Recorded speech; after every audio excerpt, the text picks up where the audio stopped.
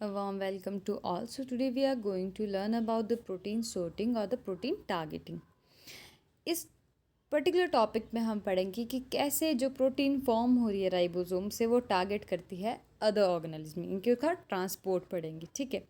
अब क्वेश्चन है कि क्यों अदर ऑर्गेनिज्म उनको ज़रूरत है किस चीज़ की, प्रोटीन की, तो वो है कि ऑर्गेनेलीज को प्रोसेसिस करने के लिए क्या चाहिए होते हैं, एंजाइम चाहिए होते हैं। और वो एंजाइम हमें मालूम है कि एंजाइम के प्रोटीन ही होती है। ठीक है, ऑल एंजाइम आर प्रोटीन। या फिर जो ऑर्गेनेलीज होती है उनके बाहर क्या होती है, मेम्ब्रेन होती है। और हमें मालूम है कि मेम्ब्रेन कैसे फॉर्म होती है, एक तो क्या होती है, बायलेयर होती है लिपिड की, उसके अंदर क्या एम्बेडेड होते हैं, प्रोटीन।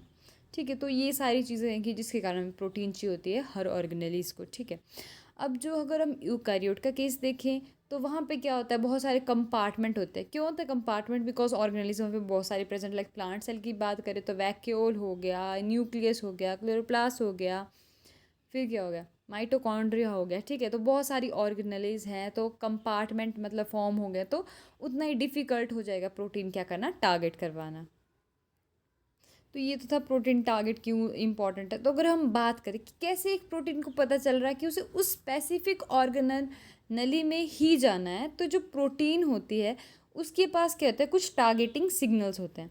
अब वो जो टारगेटिंग सिग्नल्स हैं, मान लो ये प्रोटीन जो मैंने ग्रीन ग्रीन कलर में बनाई ये प्रोटीन है, तो ये जो टारगेटिंग जो हमारे पास सिग्नल्स होते हैं ये क्या होते हैं, साइड में भी प्रेजेंट हो सकते हैं। लाइक ये प्रोटीन है, सॉरी मान लो यहाँ पे बनाती हूँ मैं, ये प्रोटीन है, ये प्रोटीन है। और अगर मैं इसका सिग्नल सीक्वेंस बनाऊं तो मैंने ये बनाया। ठीक है, तो ये जो सिग्नल सीक्वेंस है ये हमेशा एन टर्मिनल में ही होता है। प्रोटीन की क्या है, एन टर्मिनल। हमें पता है ना प्रोटीन के दो टर्मिनल होता है, एक होता है एन टर्मिनल, एक होता है सी टर्मिनल।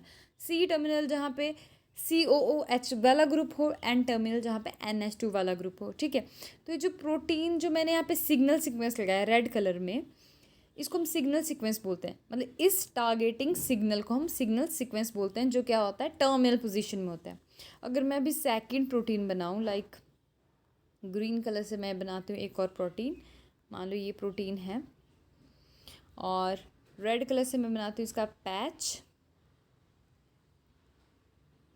और ये नेक्स्ट, ये कंटिन्यूटी में चल रही है। ठीक है, तो अगर मैं इस तरह से प्रोटीन बनाऊँ तो ये जो सेकंड वाली मैंने प्रोटीन बनाई उसमें जो रेड कलर का है, इसको हम सिग्नल सीक्वेंस नहीं बोलेंगे, इसमें हम बोलेंगे इसको सिग्नल पैच। ठीक है, तो यानी कि जो टारगेटिंग सीक्वेंस होते हैं वो भी किस कैसे होते हैं, दो टाइप के होते हैं। ठीक है, एक होता है सिग्नल सीक्वेंस और एक होता है सिग्नल पैच। सिग्नल पैच क्या होता है, जो बीच में प्रेजेंट हो, राइट। और सिग्नल सीक्वेंस क्या होता है, जो टर्मिनल प्रेजेंट है, किस टर्मिनल में, एन टर्मिनल में। ठीक है, इस वाली प्रोटीन का भी होगा एल टर्मिनल और सॉरी सी टर्मिनल और एन टर्मिनल। ओके, तो ऐसा होता है। ठीक है, मतलब हर प्रोटीन में क्या होता है, मतलब टारगेटिंग सीक्वेंस होते हैं, जो कि सिग्नल सीक्वेंस भी हो सकता है और सिग्नल पैच भी हो सकता है, वो डिपेंड करेगा उसकी लोकेशन पे। और जो सिग्नल सीक्वेंस है, ये जो मैं बोल रही हूँ, ये है क्या चीज़, ये जो सिग्नल सीक्वेंस है ये 6 से लेकर 12 यानी कि कितने भी हो सकते हैं उतने अमाइनो एसिड की एक चेन है, जो कि बताते हैं कि किस ऑर्गेनेल के पास जाना है। लाइक एक एग्जाम्पल से मैं आपको क्लियर कर सकती हूँ। लाइक कि अगर सिग्नल जो पैच है वहाँ, या फिर सिग्नल जो सीक्वेंस है वहाँ पे होता है मैनो 6 फॉस्फेट कंटेनिंग ओलिगोसैकेराइड सिग्नल, यानी कि यहाँ पे क्या होता है, मैनो 6 फॉस्फेट होता है प्लस ओलिगोसैकेराइड की हमें चेन दिखती है।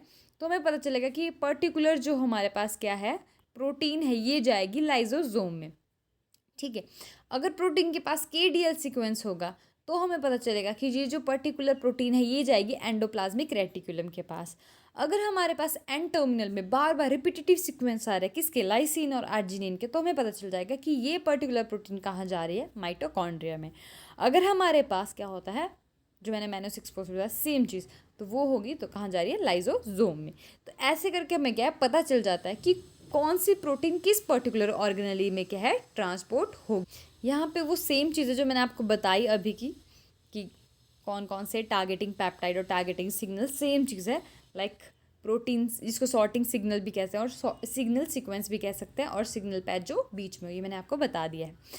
अब देखो, जो हर ऑर्गेनली है उसके एंड टर्मिनल में ही हमेशा क्या होता है, सिग्नल सीक्वेंस प्रेजेंट होता है, एक्सेप्ट किसके, पेरोक्सिसोम के। उसकी केस में क्या होता है, जो सिग्नल सीक्वेंस प्रेजेंट होता है वो होता है किस टर्मिनल में, सी टर्मिनल में।